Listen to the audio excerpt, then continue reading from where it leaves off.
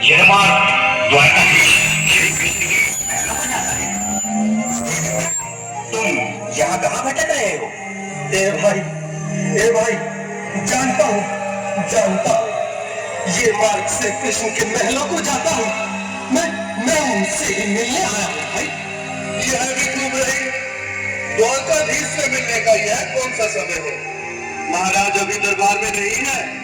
अरे पंडित जी, श्री कृष्ण अपने महल के शयन कक्ष में आराम कर रहे हैं।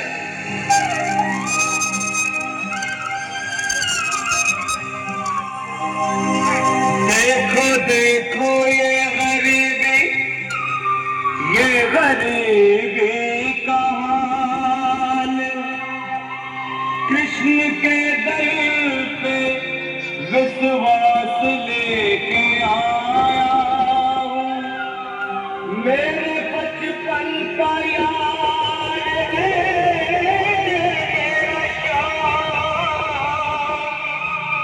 यही सोच कर मैं आस करके आया हूँ।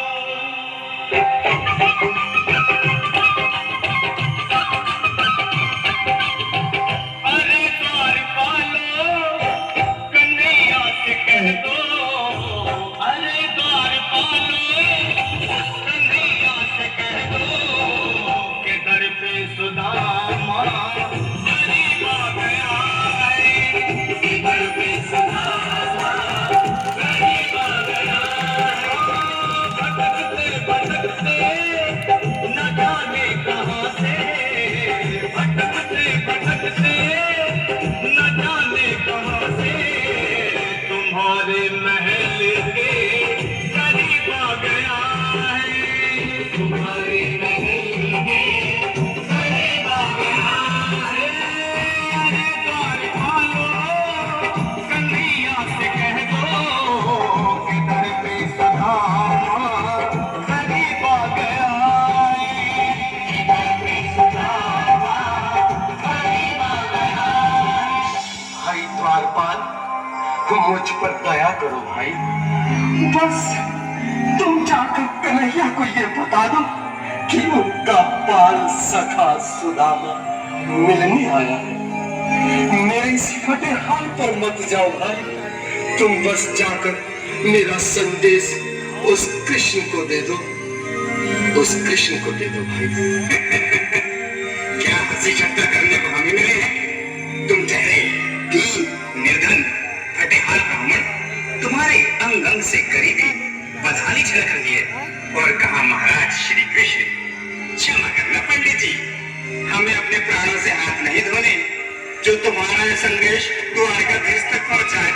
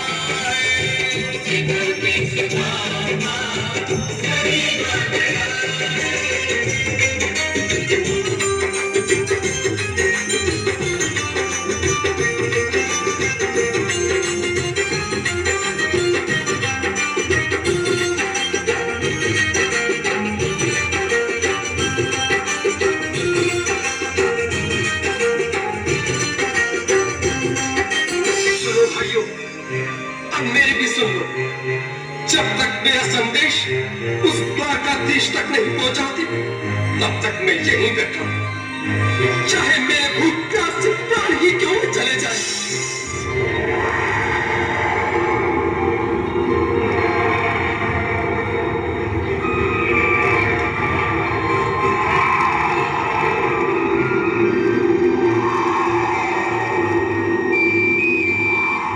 अरे संधि, ये ब्राह्मण तो बहुत कठिन है।